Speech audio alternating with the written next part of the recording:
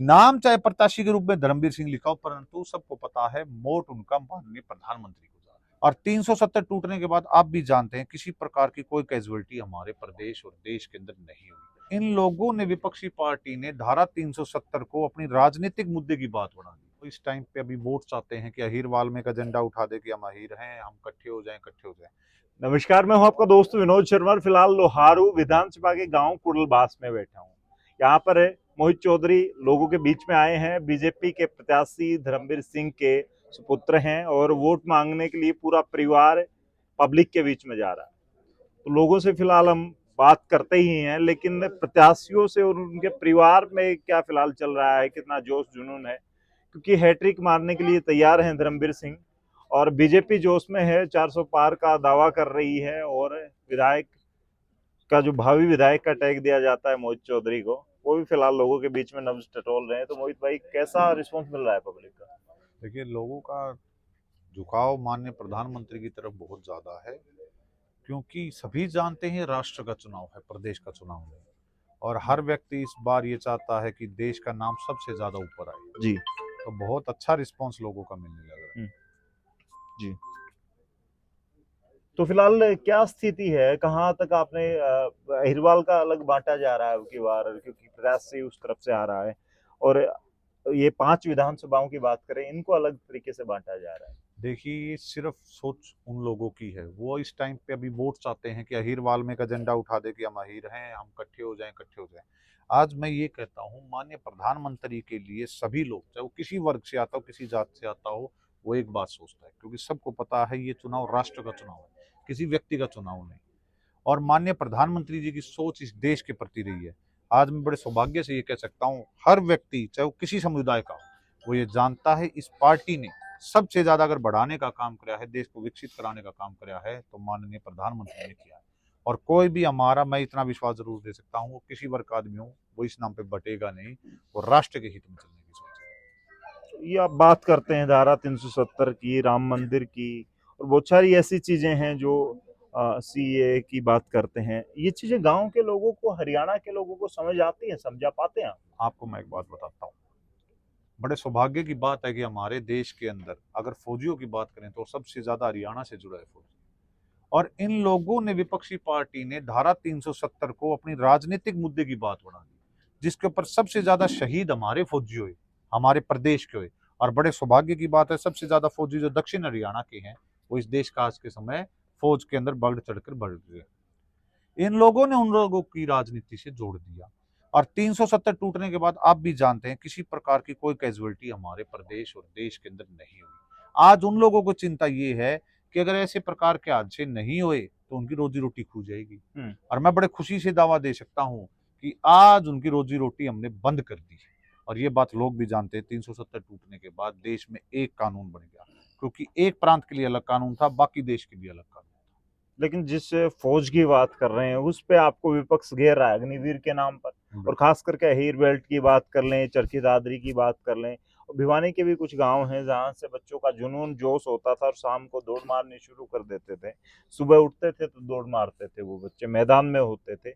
मैदान में बच्चे काफी घट गए हैं जब से अग्निवीर आई है, और विपक्ष ने इसको मुद्दा भी बना लिया।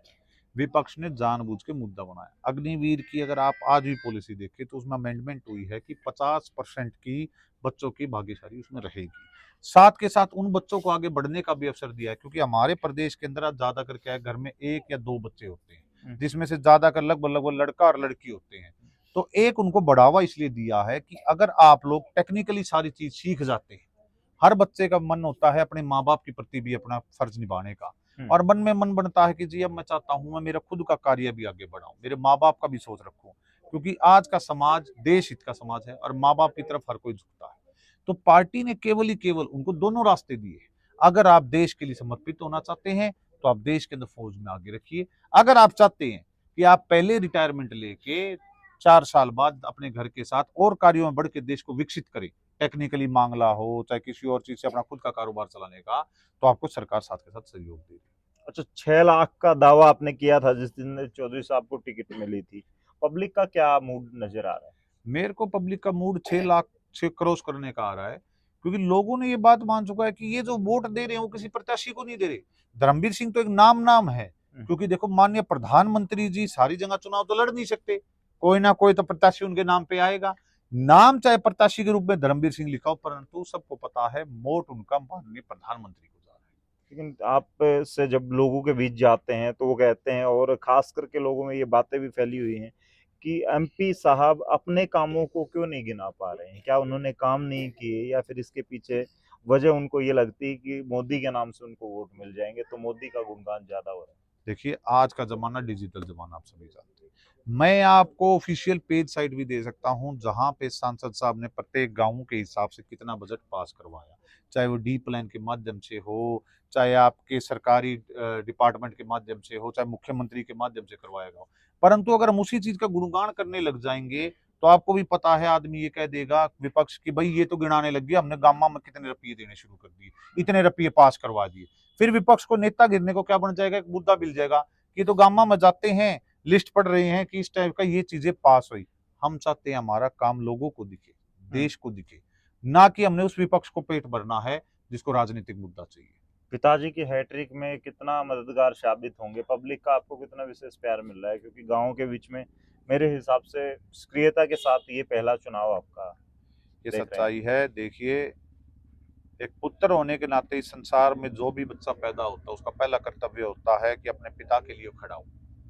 जिस पिता ने उसको चलना सिखाया, जिस माँ ने उसको पाला, बच्चे का कर्म बनता है कि उसके पिता और माँ बाप के साथ रहना उसका कर्म भी धर्म भी, और जब भी उनको जरूरत पड़े तो बच्चा सबसे समक्ष खड़ा पाए और सबसे आगे खड़ा पाए।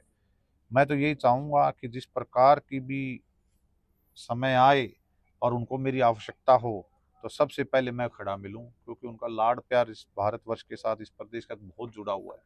और मैं तो उसका बस एक इकलौता बच्चा हूं। मेरे पिता के लिए तो मैं ये मानता हूं आज प्रदेश का भिवानी महेंद्रगढ़ जिले का प्रत्येक बच्चे के अंदर वो अपने मोहित को देखते हैं और हर बच्चा उनके साथ उनके बेटे की तरह खड़ा है। तो साम इलाके की बात करें, पिछली बार भी 2 दफा बात करें तो वहां से बीजेपी जीती है, और अब की बार यूं कहा जाता है कि चौधरी साहब के वहां पे वोटों पे अच्छी पकड़ थी और नाराजगी चल रही थी किरण चौधरी की जो प्रत्याशी हैं राव दान सिंह के साथ, आज वो साथ हो लिए, तो इससे आपको कितना मुश्किलों का सामना करना पड़ रहा है? कांग्रेस की गुटबाजी जो थी वो अब एक होना शुरू हो चुके हैं, तो उससे कितना बेनिफिट हो पाएगा? देखिए वो अपना काम करें, हम हमारा काम करेंगे। हमने वोट माननीय प्रधानमंत्री जी के साथ बना रहे हमारी पार्टी का।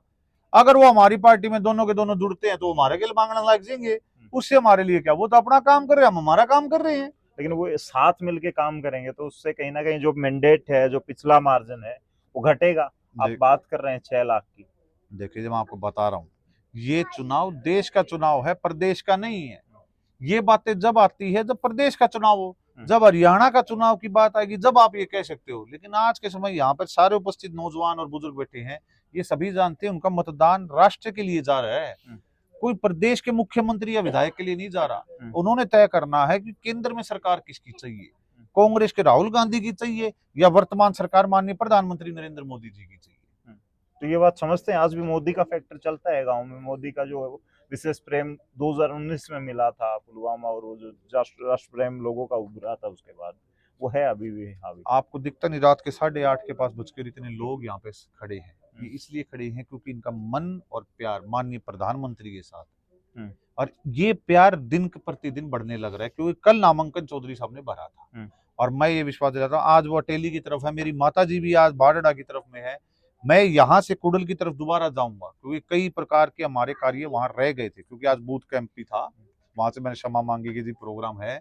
मैं इतना विश्वास दिलाता हूँ, इतना बढ़ चढ़ करके प्यार मिलने लग रहा है कि 11, 11:30, 12 बजे तक भी हमें घर पर आने की फुर्सत नहीं पा रही। तो फिलहाल माहौल आपको बनता नजर आ रहा है, चुनाव किस लेवल पे जा चुका है? कांग्रेस से लगता है स्टैंड करेगी अब की बार, या फिर क्या कुछ लगता है? मेरे को सिर्फ उनका वो लगने लग रहा है कि एक धुआं सा उठने लग रहा है, क्योंकि उनकी जलती हुई लकड़ी में पानी पड़ चुका है, एक धुआं उठ रहा है ताकि एक हवा बना दे। और हवा बना के आपको पता है हवा ज्यादा दिन नहीं चलता, क्योंकि जब धुआं उठता है वो उड़ के बादल में चला जाता है।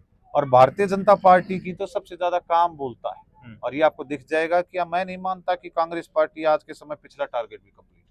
जी, तो फिलहाल मोहित चौधरी हमारे साथ थे, ये लोग फिलहाल इनको सुनने के लिए, क्योंकि इनमें धर्मवीर सिंह की छवि और आधी से ज्यादा अगर आप कोशिश करेंगे तो आपको आवाज भी वो मैच होती दिख जाती है, और उसी तरीके से इनके कुछ डायलॉग होते हैं। फिलहाल मेरे साथ स्क्रीन पर थे, रात का समय है, लोग अपने घरों में अब आराम फरमाने के लिए, सोने के लिए जाते हैं, खाने के लिए जाते हैं। उस वक्त में मोहित चौधरी लगभग 8:30 बजे के आसपास लोगों से मीटिंग कर रहे हैं। आने वाला वक्त मोदी के नाम पर भिवानी महेंद्रगढ़ वोट डालेगा या फिर नजारा कुछ और होगा, वो सब आप कमेंट में तय करेंगे। इस वीडियो को शेयर करते हुए तब तक के लिए धन्यवाद। राम राम, जय हिंद।